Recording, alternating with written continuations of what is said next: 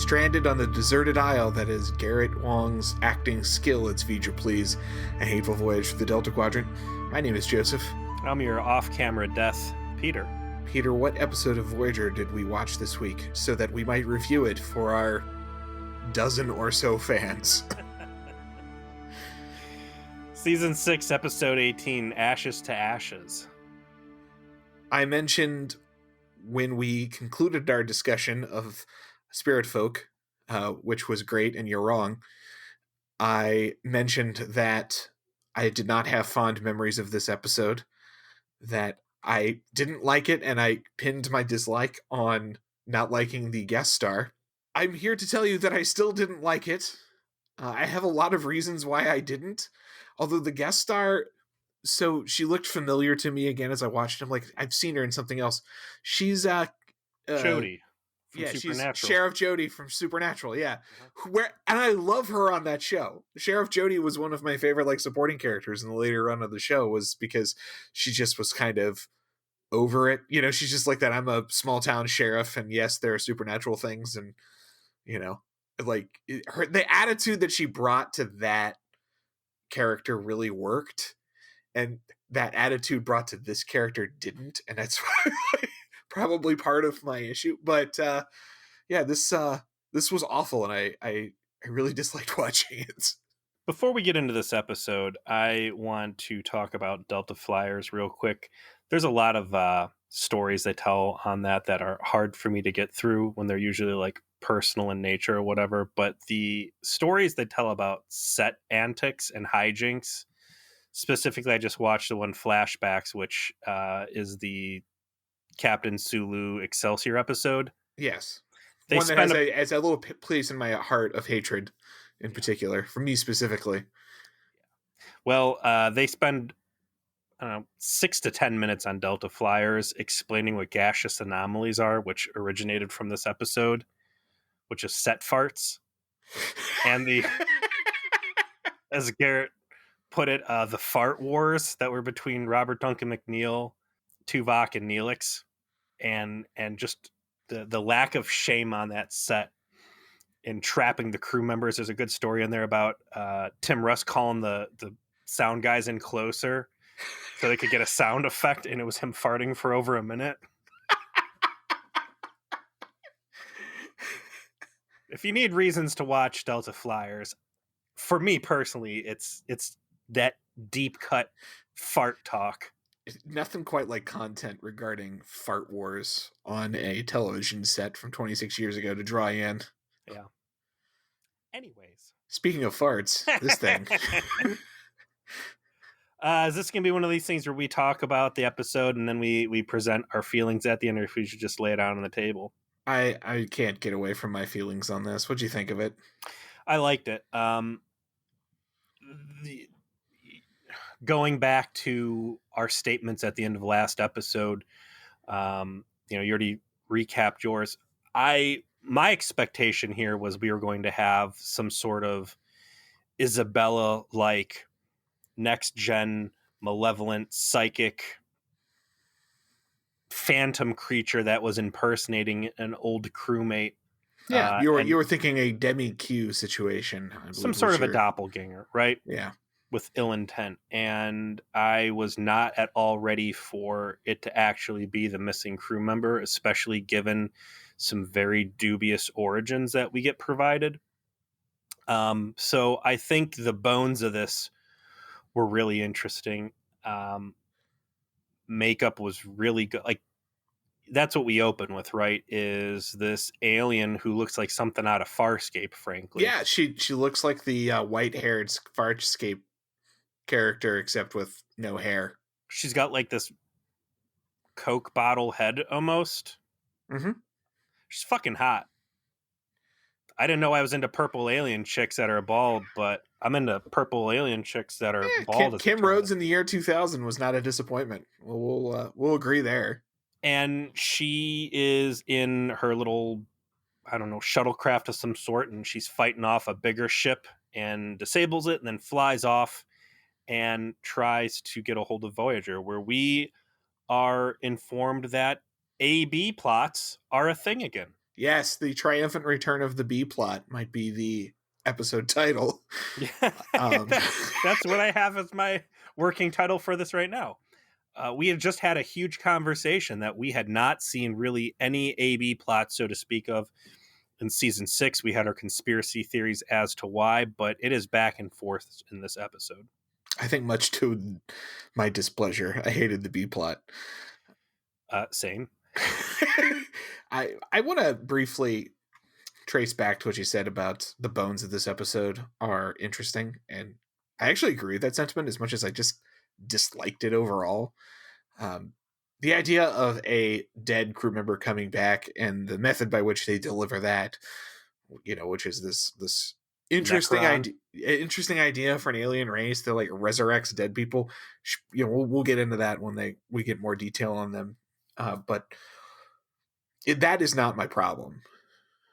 Like so many other Voyager episodes, the premise is interesting, but it's the combination to me of Kim Rhodes playing the character just way too casually and kind of like glibly. It just does not mesh at all with the overall feeling of the episode. And I think that's a big part of my like it just doesn't work. And I'm just like I just kind of cringe when watching it. Like was were there not like anyone telling her like that's not the take that we want here? Was she a big deal?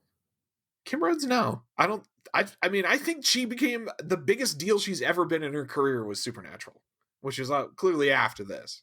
I mean, it's not like we've got Neil Patrick Harris Yeah, in here. This wasn't The Rock as The Rock, not early Rock. The license that she ends up taking on this is nuts. And let's see who. I don't think I have up Memory Alpha here. Who did this one? It was no names I recognized. yeah. Looks like Terry Wendell was the director who has done some other Voyager episodes, none of which strike me as particularly great. Survival Instinct, The Voyager Conspiracy, Dark Frontier. Just the second part, though. Mm. So who told her to do this? And, or more importantly, who didn't tell her to stop? Yeah, like she felt in this like I don't know, like a character out of Clone High. Yeah, just too glib, too breezy, not at all really matching kind of the tone that I think the episode was trying to set. It's not to say she's a bad actress. I really do genuinely like I liked her a lot on Supernatural. I wish the spinoff they were going to do with her actually happened. Uh, but it fit for there, and it just doesn't fit here. And the second thing I hated about this is, goddamn, Garrett Wong, just go to bed. Stop waking up and going to set. He did Like, go to bed. He did go to bed in this. He yeah, got just some he is pillow so talk. fucking bad. He is just the worst. He may be the worst Berman era Trek actor. Main cast Berman era Trek actor. I think he is actually the worst one. I mean, I let's. I don't know if we want to unpack that if we have the time, but my cats are fighting. They're pissed, man. We got some Garrett fanboys over there. But they've decided to pick a fight with each other. And the thing is, I'll leave this in maybe. You have to understand, everybody, my cats are like 15 years old. They are ancient by cat standards. Yet, one of my cats has decided to just go over and pick a fight with the other one. I think just because they're cranky and old. I kind of start to identify with that more, though, I guess. Anyway, I'm going to take a second to break this up. Did you want to unpack the whole, is Garrett Wong the worst mainline Trek actor? We haven't had a mess hall in a while, so let's go ahead and talk about this before we try and quantify him as the worst. Who's the top? Who would you say is the big 5 offenders here? If I were to like rank them, Scott Bakula, which you haven't seen yet on Enterprise, Mm-hmm. Garrett Wong, Marina Sirtis, Oh, come Gates on! McFadden. What? Like I can't. Who would be worse? I'm trying to. Here's the thing. Like, everyone's really. How you gonna hate a Gates? The fuck's wrong with you? Like I uh, I'm hard pressed to Will come up with Wheaton. Will anybody. Wheaton. That's it. That's my five. Those are my five worst. And Garrett Wong is clearly worse than all of them. All the people I just mentioned who I think are the worst, Garrett Wong is like so far below the next one down, whom I don't know if necessarily who it would be, that it doesn't even feel close to me. It's rare to see anybody just destroy a scene. Like it's ultra rare. Like this, he is a foil card in the impressive stack of bad. I don't. He's a hollow rare. Yeah, like I can't. I again not Deep Space Nine, and then I haven't watched Enterprise, but there's no other point where I can say in Berman era Trek someone's just been a showstopper and from main cast completely taken me out. Like Beltran had a couple moments early season stuff, but I'm blaming that on writing, not on him as an Yeah, I actor. mean he's shown he's much better than the material since then. And I think back to some like the worst episodes of TNG with Troy and Crusher, right? Like Crusher literally fucking her grandma's like ghost That's lover. not Gates McFadden's Right, fault, that's though. just it. That shit isn't as bad, right? Like at the very worst that she had to deliver, she did a better job than Garrett Wong generally does. Hell, and they call upon Marina Sirtis to like carry an episode, she actually generally does a pretty good job. Like Troy's focused episodes, she's given 110%. And speaking to Troy specifically, a lot of the stuff I think that you would criticize is just again bad writing. Like Yeah. she's a fucking talking potted plant in a low cut shirt most of the time. Captain, I feel as though he's hiding something from us. Like how are you supposed to spin that as engaging and good, right? And again, yeah, they do flesh her out very well towards the end, but um yeah, Garrett's failings in this do weigh very heavily. Because it's the story relies on him as the anchor to like give any kind of narrative stakes to what's going on, right? Because and here I'm going to go to my third major sin for this episode. The fact that this is just some fucking rando who died off screen that we've never seen before, and Again, not any of the people who've died on screen that you just bring back.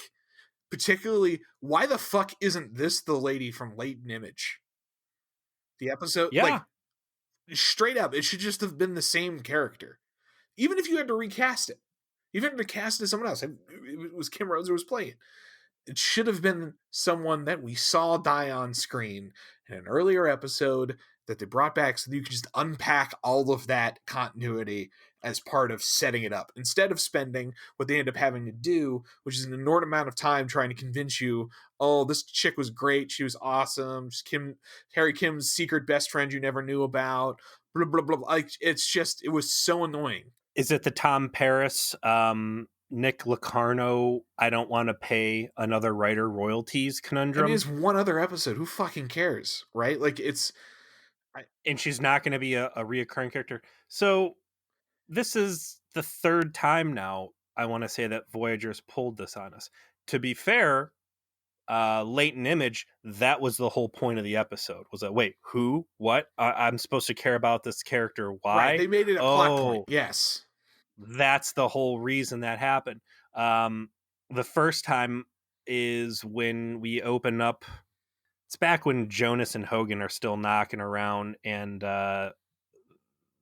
that guy who was in a mining colony with Chakotay dies, and you get the eulogy about how he's everybody's best friend, and it's like, I have no investment in this guy. You just made Tom up or whatever the fuck his name was, Right. right? Right.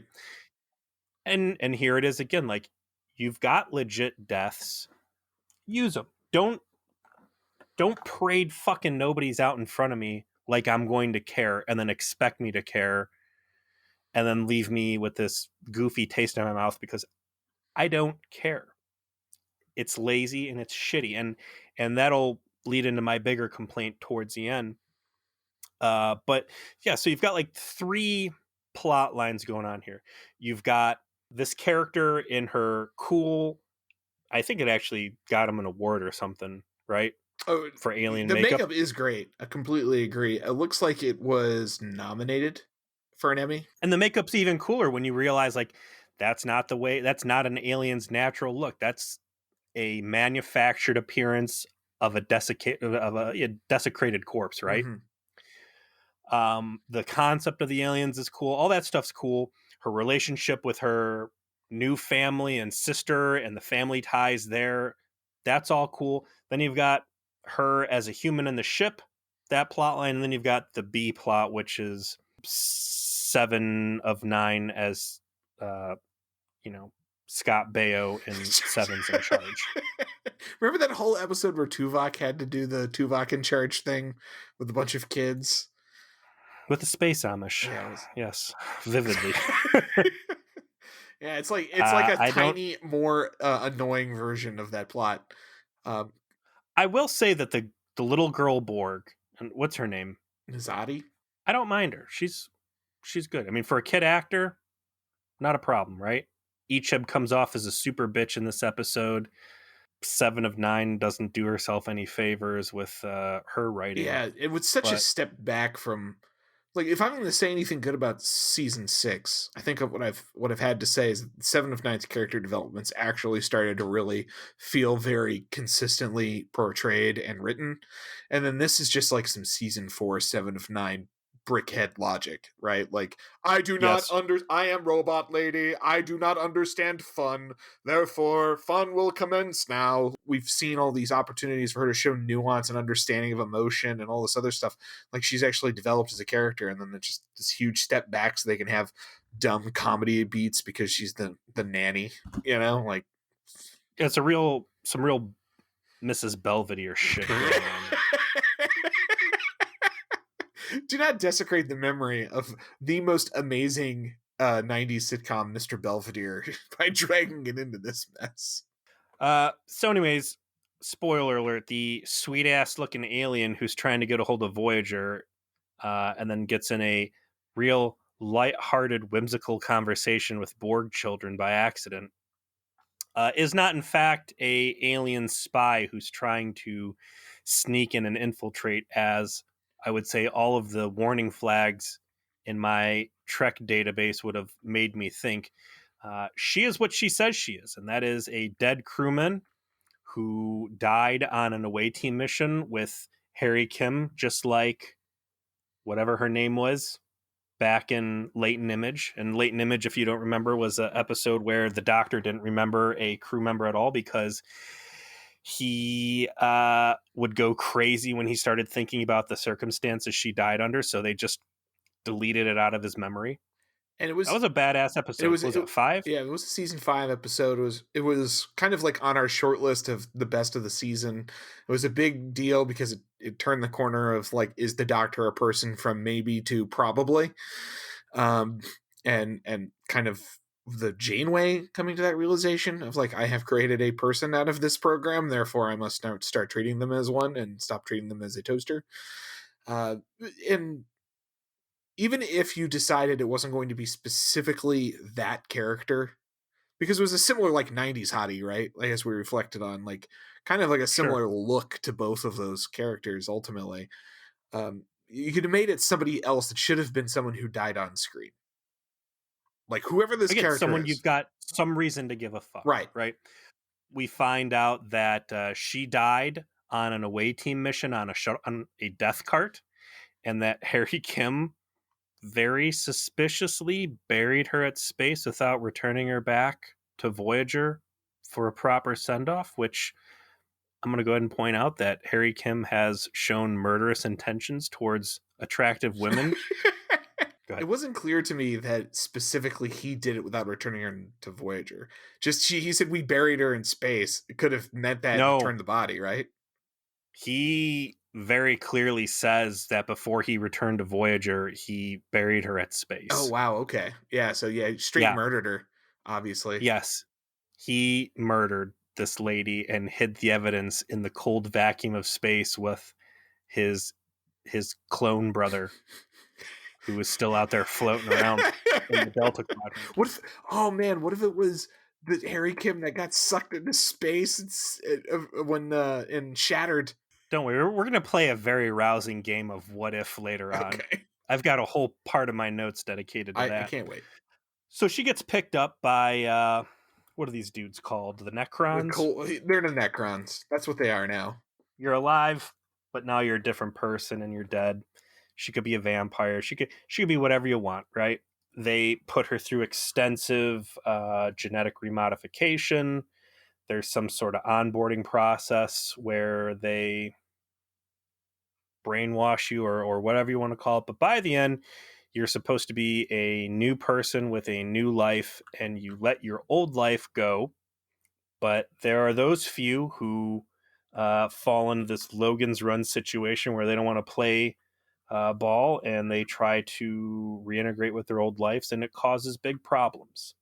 And that's what happens here. She laid low for 2 years with her foster family before they finally had enough trust in her that she could get the keys to the family minivan, Took the and fuck she off runs with away it. from home. Yeah. I like the fact that we don't get to know a ton about who these Kobali, which is their actual name, but they're the Necrons. Yes. Like what their deal is. We get the background from Ballard. The character's name's Lindsay Ballard. We get the background from her that she provides. We get a little bit more later on when her That she was quote unquote murdered by the quote unquote Herodian and definitely not Harry Kim. and we get a little bit more background from her dad when she shows up later on in the episode. But you don't get a lot, right? Like you don't need a lot. I accept as a Star Trek viewer that something like this can exist in Star Trek, right? I don't need a ton of background. Okay, sure. There's a bunch of Necrons out there that really procreate by harvesting corpses and resurrecting them and making them look this way. It's Fucking cool. sweet, right? Like it doesn't make a lot of sense, and I'm sure you could give me more detail on it, but I don't need more detail. All I know is, If that doesn't scream fucking Delta Quadrant, I don't know what yeah, does. it sounds like some fucking rancid shit that would happen in the Delta Quadrant. Especially because it turns out they seem super reasonable. Like, of all of the terrible races of the Delta Quadrant, the one that quote unquote procreates by taking Harry Kim's murder victims and turning them into family units and being like super reasonable and be like, hey, can I have my person back? I just want to negotiate. Like that. No, that tracks. That They're tracks. like the really cool older cousins of the Borg. Yeah. Yeah, like that cool goth cousin you had. Not like the shitty goth, but like goth in a like mysterious and artistic way. Like, hey, you done with that, man? Is it cool if I get it? Whereas the Borg are just like stealing from the department store. They're they're thrifting. They're getting that stuff legit Yeah. secondhand. Um, so uh, she gets back with Voyager and she knows, oh, Tuvok, you used to only be a lieutenant, and you want to put me behind a level 10. She starts name dropping, right? She starts laying out all this knowledge that only someone who has been on Voyager should realistically know. And oh, hey, Harry, I can see you there on the view screen as well. And Harry looks all choked up. And then we play a game of Harry's Canadian girlfriend, right? As we've noted, the lamest part about this episode is this is just supposed to be the secret character that was apparently the coolest fucking chick on the ship that you never heard about until this moment. And in particular, this is Harry's like nice guy crush, I guess is what I would call it. That you never heard of one time before because his girlfriend lives in Canada and you wouldn't know who she is. Yeah. It feels like Garrett just wanted a love interest episode and they're like, fine, okay, shut up. Here you go. So she's been there in the background all along. You just never knew she existed. And Harry brings in all of this emotional baggage, and Janeway's relying on him to see if, if that's really Lindsay, I'll know it. Okay, Harry, come on with me. Oh, Harry, I've missed you so and much. Have a nice friend zone I hug. think that this dials in a little bit more for me. Another reason why I hated it, and it's Discovery has trained me to hate unearned sentimentality so much in Star Trek. Like, I have a visceral reaction to it now because that show just absolutely relies on unearned sentimentality to drive any dramatic stakes whatsoever, and they do it all the time. And this is what this episode is trying to do. It's trying to create an unearned sentimentality of this character that literally didn't exist until now, and is the most important person in Harry Kim's life that no one fucking seemed to know, and died off screen and no one cared. Like, To the point where even Tom Paris starts making fun of him, pulling out the resume of failures from the wrong twin to falling in love with a Borg. a You hologram. didn't throw much, aka the catfish. Now this, you name it. Harry's made the mistake with it. We get some real creepy insight that you've got all of the dead crew member stuff that Harry has saved. Instead of He's recycling, which apparently he was told to do but refused to do. Well, you're not going to get rid of your trophies. Come on. It's like, I keep what I kill. Very, very. Her fucking ice skates and what else was in there? I think Her a clothes. pogo stick or something. Oh, Yeah, smell them. do you know how long it took for me to fold these up after I'd rolled around in them naked? Yeah, boy, he is the biggest fucking simp in this goddamn episode, man. Like, Garrett Wang's relative strength as an actor already being extremely low, the fact that he's written as the like weak kneed, friend zoned nice guy simping for this chick is so bad. It's just So off putting as hell. going in universe on this though, because he's had kind of a crush on the wrong Delaney twin, Right. and I would say there was a sexual attraction to Seven of Nine. He's fallen in love with his share of holograms now that we've got Fairhaven Potato Lady under his belt. Did they ever really reconcile his decision to forget about his caveman girlfriend back on Earth? Not in the show. Especially given the leaps and bounds that Voyager's been able to make over the past 6 years with trans warp conduits and Kess throwing them and this shove and that crazy space babies.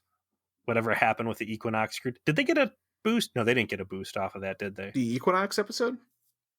Yeah, No, I don't think they got further they closer to didn't get to home. use Hell Tech. No, they didn't. They purposefully did not use Hell Tech. They had to. But I think Part that of the whole premise of the episode is they had to stop them from getting too far ahead while they were using the Hell Tech Express. yeah. But I mean, like, anybody who thought there might have been a chance of ever reconnecting with the loved ones on Earth, like, that's why it hits Janeway so hard when Mark gives her the Dear John letter and message in a bottle, right? Right. She's got real hope they're going to get home. And for Harry, who's got this fiance, I would say that certainly should have gotten a little bit of attention at some point, but certainly not Voyager's worst sin.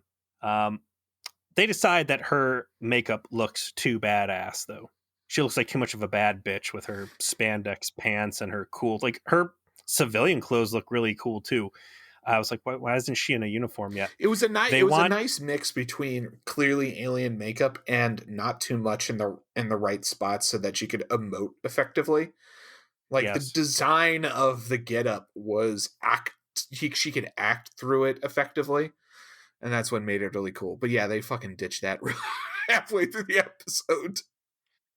We get to see front row seats to Federation super plastic surgery. The scientific gobbledygook the doctor spits out is, yeah, this is Lindsay Ballard. No, I can't make her human anymore, but I can make her look human. And so she gets to go back to being, well, Kim Rhodes. And you too could look like Kim Rhodes with only one shot of the hypospray in the neck. From growing hair to changing the shape of your head to whatever he did to Seven of Nine, heavy, extensive plastic surgery. Yeah, it's all yours for the low cost of one hypospray to the neck. What appears to be once in a while, but then gets escalated to twice a day, which doesn't seem like much fun. But when the alternative is turning back into like sexy Nosferatu, I don't there's know, worse. like There's worse things out that's there. another weakness in the episode. The whole her damage over I'm gonna always look like sexy Nosferatu, and it's like Harry's correctly pointing out we're enlightened space people. We literally have aliens on the ship. What the fuck are you worried about? Like, there's Bolians and blue faced Bolians and Vulcans, and Neelix is a cat. Like, no one gives a fuck. Like, no one. It's not the weirdest thing to ever happen here, lady. Come on. So dragging Discovery back into the forefront for a moment, like that, it's one of the things that Discovery has always done very well for me, is really flesh out the diversity of the Federation and Starfleet. You know, you've got countless worlds and participating species in the United Federation of Planets, which is certainly human heavy, but there's a lot of other stuff. And you don't really see much of that on Voyager. Like, we didn't even know there were other Vulcans on board, I think, until that Sulu episode, right? The blood fever episode, I think, was the first time we actually confirmed had another Vulcan, right? No, but he mentions that there's other Vulcans on board. They don't picture them, That's right. but he Yeah, does yeah, you're right. mention that there's other Vulcans on board. So, yeah, the whole sentiment that she has this reservation, that she's not fitting in, and that she looks too weird to be in Starfleet or whatever. Like, uh, what TV show are you writing for? Because this that does not fit at all. They try to So pivot in that scene to it being about her self identity, which I think there is some room to go there, but it just was too late to introduce that idea because there's no indication from her until that scene near the fucking end of the goddamn episode where you're like, oh, her self identification as a human is part of her wanting to be there, and now she's clearly not.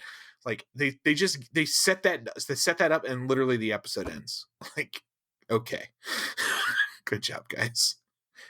gets her human face back. She starts trying to reconnect with her old life. She's got this list of things that she wanted to do when she gets back on Voyager. She wants to taste her old favorite salad, which Neelix looks like he put quite a bit of time in. She takes a lick of a piece of lettuce and decides it tastes like metal, and then just dips on the whole salad, which I think was very rude to Neelix. She goes down for a couple shifts in engineering. The whole crew has been very quick to reintegrate her and fully trust her. On one hand, I think that's nice, enlightened future Star Trek Federation people ever. On the other hand, again, this feels like a trap from like 15 different ways. So it's curious to see the crew jump on reintegrating her as quickly as they do. But she figures out some problems in engineering, and that's where we really start to see that things are not right. She identifies a problem. She gets a little lippy with Balana. She starts talking in her native tongue, which for whatever reason the universal translator doesn't just translate. Right? I guess doesn't know the language yet. She kind of has this meltdown. We'll later find out that her problem with that was she felt she was able to troubleshoot the problem so easily because of the way that the Necrons think, and that was just an innate ability, not a human solving a problem. And then she'll end up in a very, very awkward dinner with the captain where we get more classic Janeway can't replicate things correctly, and she burned another pot roast, but conveniently has peanut butter and jelly just laying around ready to go. She has a giant thing of bread on the table as if she expected the pot roast to some Bread in the future. Citizens of the Federation keep their bread in glass carafes. It's a delicacy. Here's my finest enriched white bread. They call it butternut.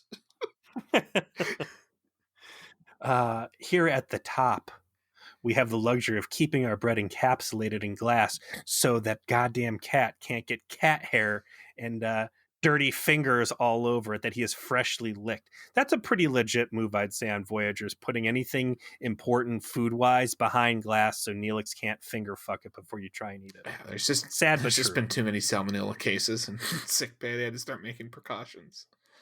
Yeah. So she starts acting like a crazy bitch with Janeway. like real early on, like, "Hey, can I ask you? Oh, I'm glad to hear that I can speak my mind after I just made this real crass joke about your pot roast. Hey, why'd you send me to die?" And then like gets real weird about it. Like, no, I'm not angry, but I'm also angry. I'm just gonna leave. And then they immediately go from that scene to a dream sequence. There's no break. It's just I leave, dream sequence, where it's her subconscious, you don't belong here anymore dream. And then wakes up and immediately booty calls Harry Kim. Like, I'm just gonna plop down here and we gonna fuck. Yeah, pretty much. I think this marks. Oh no, this is the second time Harry's got wet because he got STDs in that other Yeah, episode. yeah. This is the second alien he also messed with that he didn't get clearance from his commanding officer first, because she's technically a Kobali. And I don't know if there's places for me to put my dick in space. I don't know if it would be with someone who has been terraformed and there's Kobali necro particles floating around. Like Harry's gonna pull his dick out and it's gonna be purple spotted.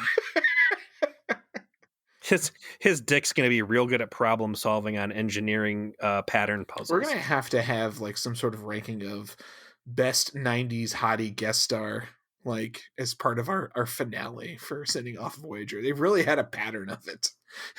Hmm. It's like fired off 4 or 5 of these. We'll put The Rock in there. I don't know. Is The Yeah, Rock yeah, attractive? absolutely. Fuck yeah, absolutely. Listen, you take one look at those pecs and you just can't help but imagine things. All right, I'm just saying, there's some universal laws out there. Fair enough. So yeah, Harry is a chump and a backup booty call. She makes him like break down all the reasons why he loves her before she does them, and then has immediate regret and wants to go off and pout some more somewhere else. Who wouldn't have immediate regret that after fucking Harry Kim though? I mean, that seems like just that means everything's okay. Yeah. Your brain's working the way it should. Her dad pops in to say hello, and there's been a fair amount of prep work on Voyager's behalf, breaking down the shuttle and using whatever knowledge she has on the society. So when the Kobali come looking for her, Voyager is ready for that fight. But at first, it's just her dad, who, as you mentioned earlier, is super reasonable and says, "Hey, you're the guys who are just leaving these very important deceased people out there floating around in space for us to pick up. We've done our thing. This is our culture. Um, she's not the person she used to be. She's new. She's my daughter. I'd like to have her back." And she's all, "No, fuck you, dad. I'm a rebel. I don't care about my sister. I got to go to work." And then he's like, "Well," he looks at Janeway. He's like, "All right, well, I'm going to leave and I'm going to come back. I'm going to fuck you up." And where sometimes Janeway's like, real pithy and mean and zingy on her own, she's just kind of like, "All right, see you later. Go get your friends. Come back. That's Whoop on fine. us a little." We'll go to battle. Bring your fucking Necron friends. Mm-hmm. It's cool. I feel like there's more Warhammer jokes I should be making here. I don't know where would the Federation really fit in. Like, you can't call them Imperial, can you? No. That's just it. The Warhammer 40K universe is like Star Trek's Everybody's the bad guy, exact right? opposite. Yeah. So Well, it's like Discovery. yeah, the your protagonists in Warhammer 40K human are insanely religious human space fascists and weeaboo space communists. That's it. All right, so these are Necrons out of water, whatever. They show back up. There's a little attack, and by this point, Ballard is already neck deep in self doubt. She feels she doesn't belong. It's pretty paint by numbers. She just, she can't reconcile her old life with how she now feels. Um, Maybe it just takes more than 2 days of being home after being abducted and terraformed for 2 years. Maybe it takes a little bit longer to shake off that kind of But we don't know because we don't know who this person is, and they had to use all their fucking screen time to tell you who she is and build again all of this unearned sentimentality and relationship with Harry and everyone else that by the time you get to the point where you really actually try and figure her out, it's too late. Oh, the episode's got to end because they had to have a B plot where Seven of Nine learns to be a better parent and let her kids rebel a little bit and during art projects or whatever. I want to say the Ugh. reason Ballard feels so out of place the way she's acting, and this kind of ties into our lower decks. The flashbacks we get of Ballard and the Ballard we see in uniform really has some strong Mariner undertones. That Yeah, it could carefree, be. Yeah, like that could very well be who she was. Absolutely. which does not fit for Starfleet, but Well, it doesn't fit because we don't have any anchoring for that, right? We see only the way she is now. We don't actually see an actual flashback, right? We don't see here's Ballard in season 2 era Voyager when she was a member of the crew and her interactions with everybody or whatever, right? They don't like show her memories or something like that to set anything up. All you see is who she is now. So it's impossible to know, is she like the way she is, or is she more flippant and kind of like breezy now than she was then? There's no way to know because the show isn't telling you. Certainly it could be that she always was like that, and it's got that Mariner vibe of I'm kind of a little too cool to be doing this, but they kind of waste the opportunity. well, after only 2 days of trying to reintegrate with the crew, she finally throws her hands up and says, "I'm going to go back to being Kobali and slip off, and don't fight with my dad anymore. I want to do this and leave the crew." And everybody's like, "Okay, see you later," except for Harry, who has to get put in his place because he's thinking with his peepee instead of his enlightened Federation citizen who acknowledges the choices of others to live the life that they want to. And off she goes, leaving Harry to go back to his old ways of going after Paris and Kess's 1-year-old as he strolls off creepily into the sunset with the little Borg girl to go booby trap Tuvok's meditation temple. That ending was very creepy to me. This is a very bad look for Harry across the board in this, from being like the friend zoned chump to maybe a serial killer to spending his free time hanging out with little girls. Like, I think this is a punishment episode for him, and he might not have known it. That last scene made no sense. I guess like they were trying to tie the A plot and the B plot together somehow, but that didn't come off as anything but weird and creepy. Like Very weird, very creepy. why? I guess we have seen that Harry has an affinity for children, and not in a positive way. All right, so here's the conversation I want to have about this episode, right? Cool premise. I like the fact it's got dead Voyager crew members who are coming back to the ship that are not alien imposters and other bullshit. It's crazy, zany stuff like resurrecting the dead and reconstructing, like neat, high concept Federation or high concept sci-fi stuff. By the end, they decide not to stick around and go back, so it's a pretty safe bottle episode, right? That you're acknowledging the choices of these people. Whatever. The shortcoming is you're jamming someone we don't know and we don't care about. Conceptually what you have is an episode where it says someone dead can come back to life as long as they were disposed of in space. Seska, Suter, anybody. There's been some fucking Hogan, right?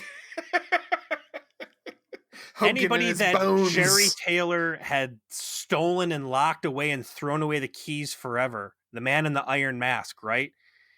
Here's your chance to bring that person back. Maybe not as a permanent fixture. Maybe Seska would have still said, "Hey, you know what? I was a real piece of shit in life, and maybe I'd be better off after all being a Kolbari." Or Lon Suter, "I found peace in this new life. It was wrong of me to come back." Just anybody like that. You could have had anybody play Hogan you wanted to. It didn't have to be whatever his name was. Now Right. they You look can different. Now, recast him. That's fine. now you got No this one gives a fuck. You did that dude in, already with Time Cop, so whatever. yeah. It could have been Harry Kim's floating dead body out there, as you pointed out. Like, Yeah. you could have done this episode and pulled off some really cool shit.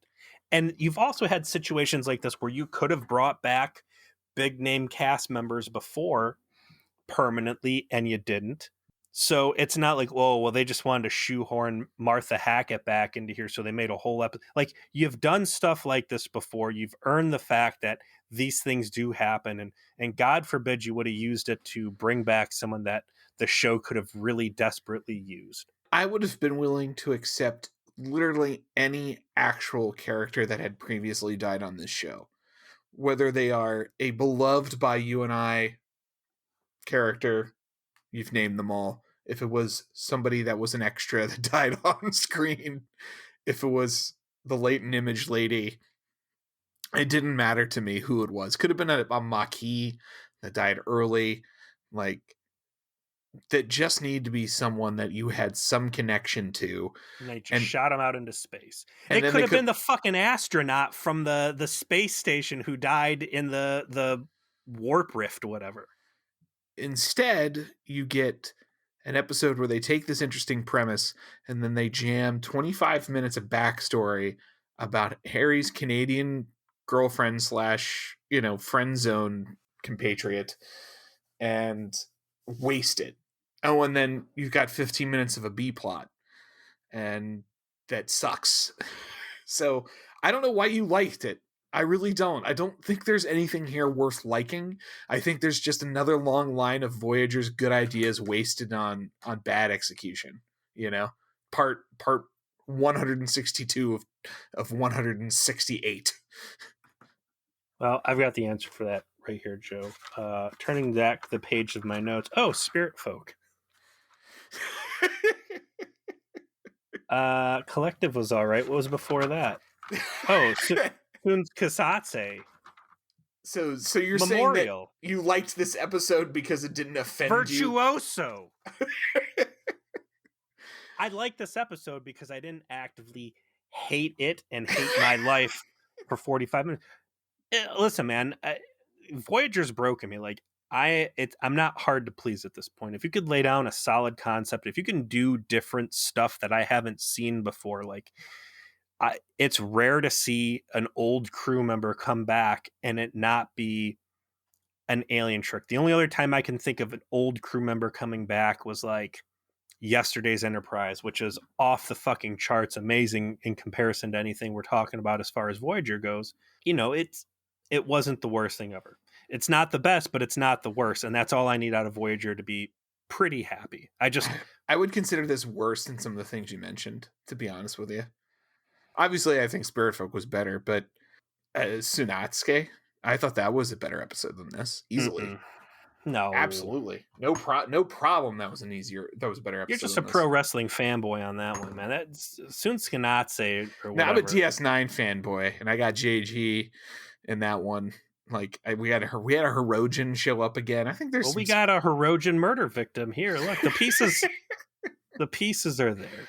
Okay, I want to assure you that the hit rate for this season picks up dramatically from this point forward, and it starts with the next episode. So tell us what that's going to be. We're going into season 6 episode. Speaking of Lon Suter, Brad Dourif.